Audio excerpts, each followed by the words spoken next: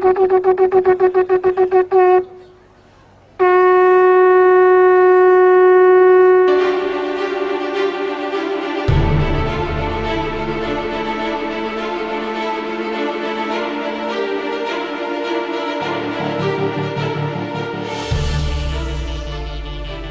it's Jim Hutchins for the Jerusalem Connection Truth Report for this week. Let me begin by saying Chag Sameach, happy holiday. This is the first day of the Feast of Tabernacles. It's the last of the fall feast.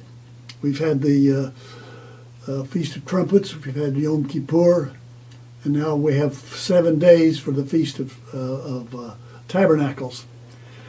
And this was originated by God as one of his feasts, and I just remind you, these are the feasts of the Lord, not of Israel or any particular people, but of the Lord, and it's the Lord's people to participate in.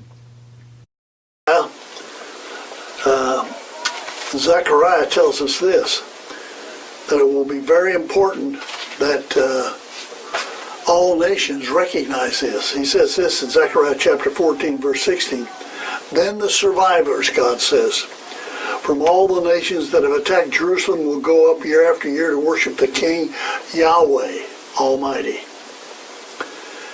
and to celebrate the Feast of Tabernacles. If any of the peoples of earth do not go to Jerusalem to worship the King Yahweh Almighty, they will have no rain.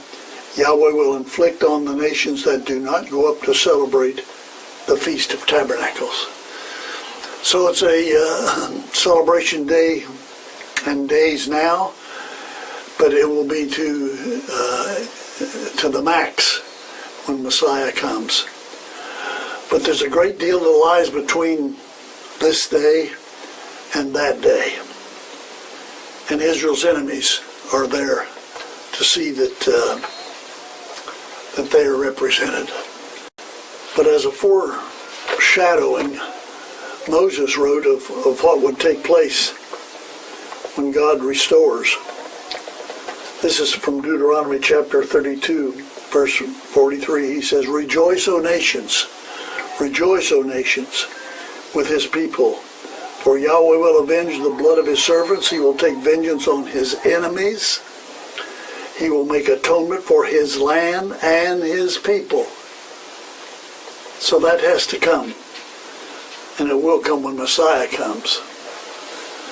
And an even more drastic response is given to us in Isaiah. And this kind of response is given throughout the Hebrew Scriptures. For example, in Isaiah 49,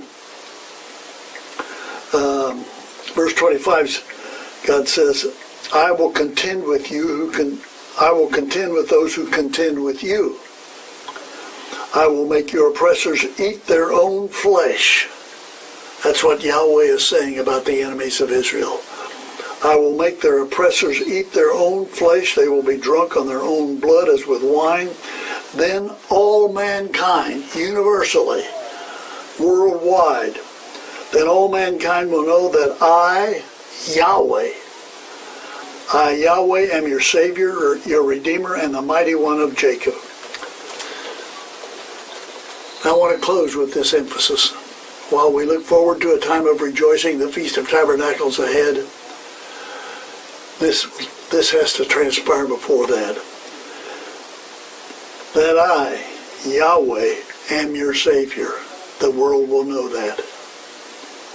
I, Yahweh, am your Savior, Redeemer, the Mighty One of Jacob. But wait a minute. I thought Jesus was our Savior. Jesus is our Savior. But Jesus is the incarnation, the fleshly manifestation of Yahweh. Philippians 2:9, God says, I will bestow upon them the greatest of all names. And that name is his own name. He bestows his name upon his Son. So Jesus becomes the manifestation, the fleshly manifestation of Yahweh. Yahweh Yeshuatenu, Yahweh our salvation, our Jesus. And that is the truth.